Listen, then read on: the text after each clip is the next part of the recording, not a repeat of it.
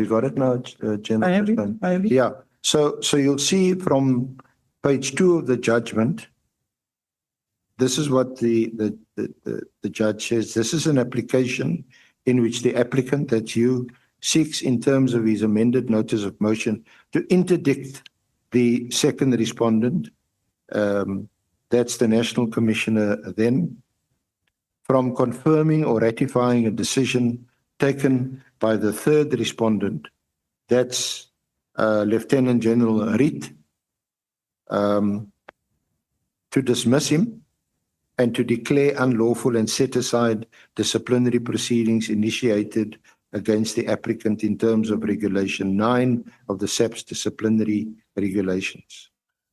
In the alternative, the applicant seeks an interim order pending the institution and finalization of an application to review.